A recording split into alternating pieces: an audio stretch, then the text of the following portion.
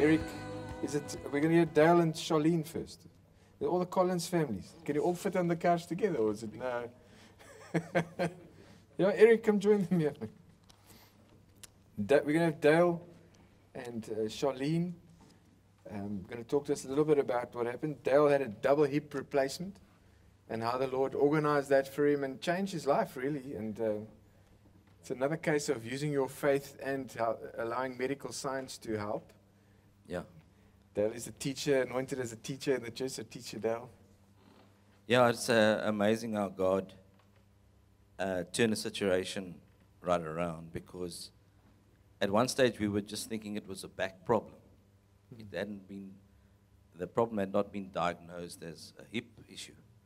So, we were thinking pinched nerve. That's right. Changing your chair, and that's it. Every time you try to play guitar, you would be in pain. And I would go, Dale. Yes. Oh, I feel for you. Yeah, and I remember walking to the parking garage at work, and I was in so much pain. It's not even far. It's about 100 meters, but it felt like a mile. You know, it felt such a long way to walk every time. And as I was walking down, I cried out to God. I said, "Have you forgotten about me?" And from that moment, things just fell into position. It's amazing. A guy an acquaintance of mine, who's convinced himself that he's an atheist, was working on a website of a orthopedic surgeon, and arranged an appointment for me. And so I went to go see the surgeon, and I'd actually seen one before that, but something I wasn't comfortable with something about this surgeon.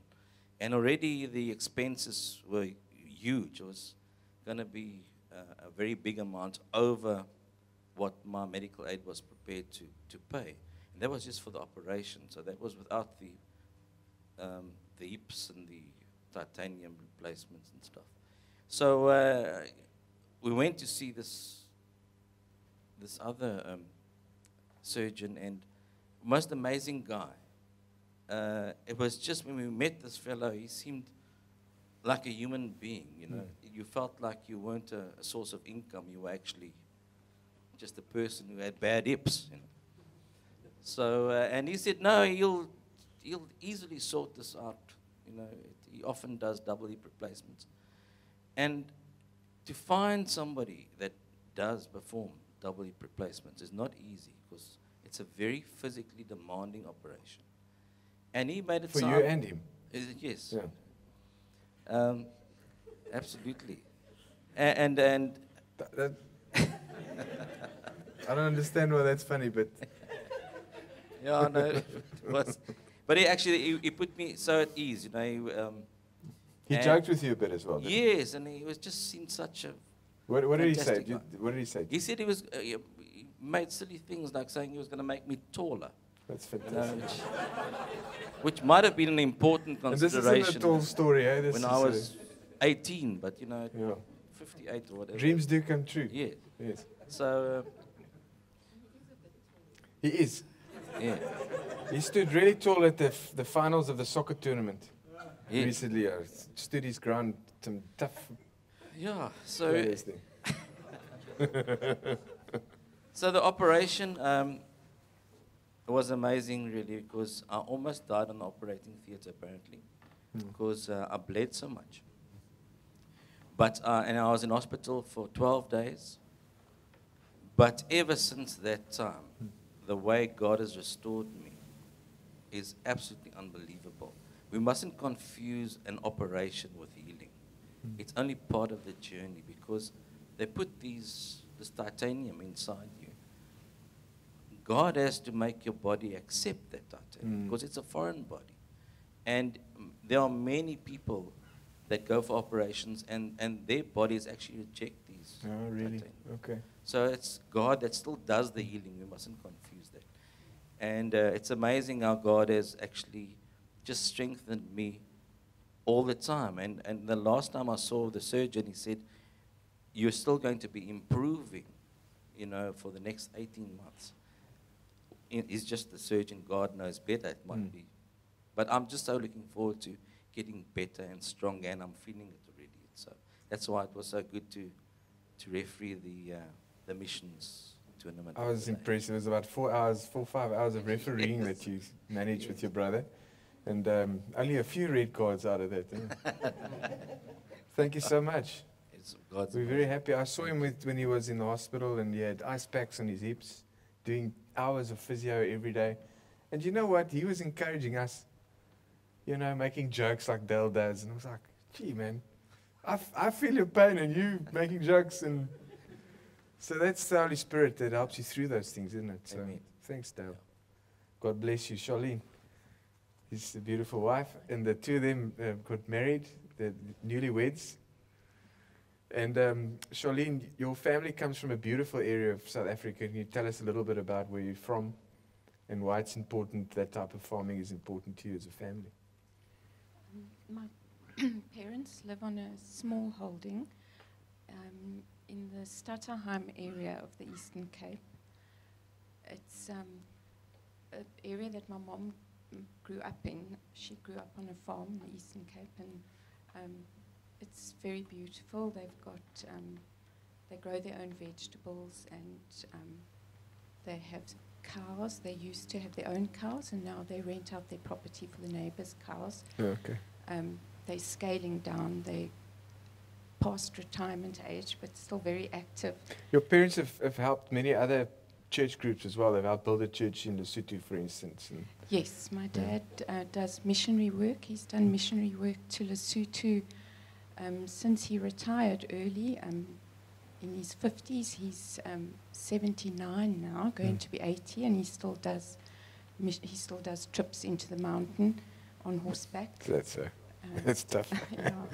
A year ago, my mom and dad did a horseback trip. My mom's 75, and well, she was 74 then, and he was a year younger. Wow. And they did a trip up to conduct a funeral and minister to the people, and managed it 3 hours up, 3 hours back. Hmm. Yeah, Incredible. Yeah. God So looked after them. So what happened what was the threat there? How did that fire come about? We were visiting at Christmas time.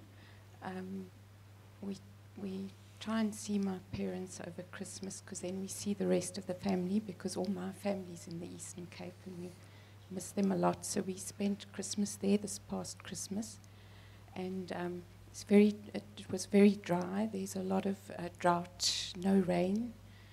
December's normally the rainy season in the Eastern Cape.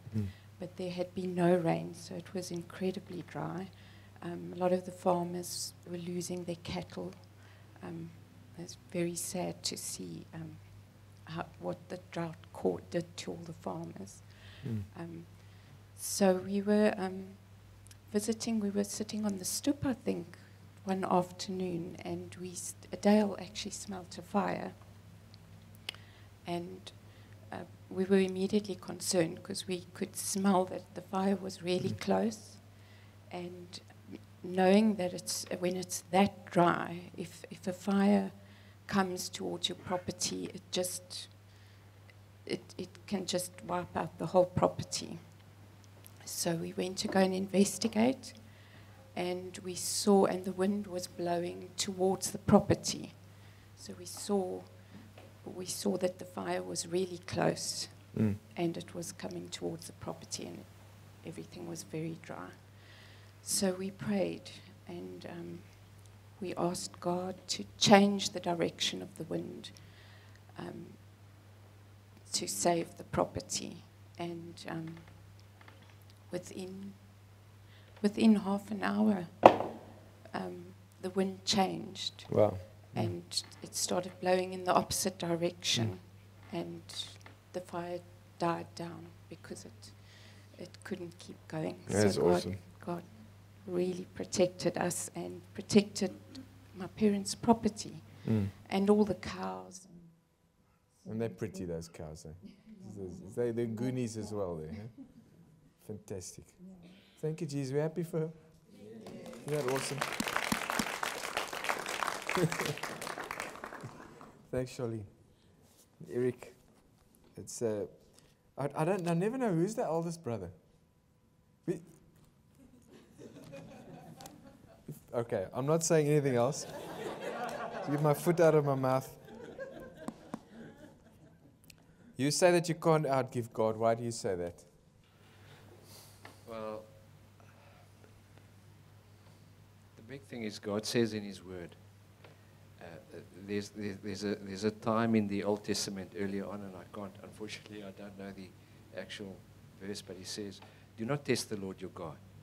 But then in Malachi he comes and he says, when he talks about tithes and offerings, he says, "But test me in these things." So God is not a man that He would lie. He doesn't need to repent about anything that He says. And so I was just meditating on the windows of heaven. I don't know when last we looked up, but they're pretty big. They must be very big. And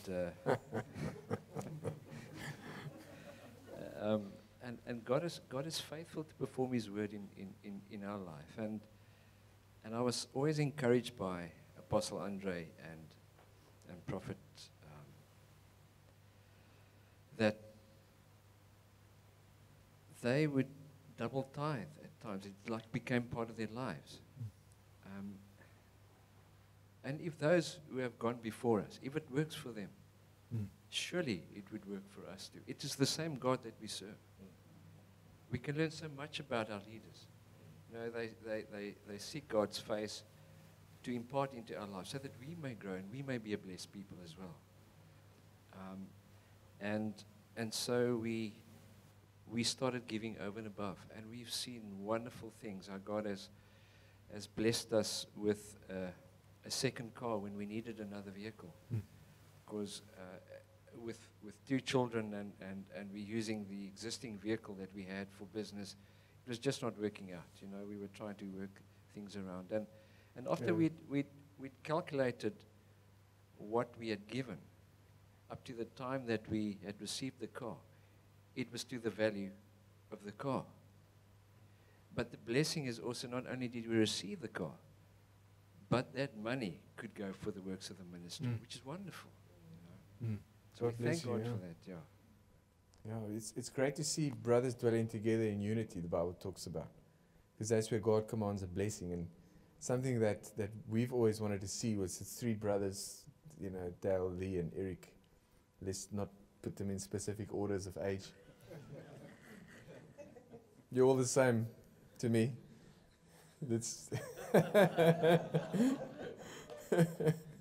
When you get Lee on the soccer field, all sorts of things come out there as well.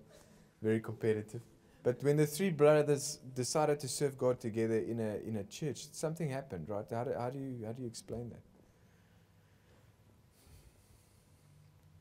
Yeah, I think I was living without God in my life for a long time, and it actually the relationship, you can feel there is something. It's like there is a large crevice or something that we can't cross. It's my brother, and I can write to him about soccer and whatever. But there's a spirituality, a level of spirituality that you can't connect with. So it was wonderful once I'd given my life to the Lord again and committed my life to Him, how that hunger, that crevice was just overcome. Yeah. And then we were, we can really feel that we won. Yeah. When you have band practices together, you do worship together on Sunday nights. Yes. You're in an area together, reaching people, running house groups. It's quite special. Yes. I'm really fully part of the family again. And the big family. Yes, and the big family. And we've got an affectionate nickname for you. It's the Colossense Mense. Christ within the hope of glory is in Colossians. Eh? Yes. God bless you. Eh? Thank you very much for sharing your lives with us. Appreciate that.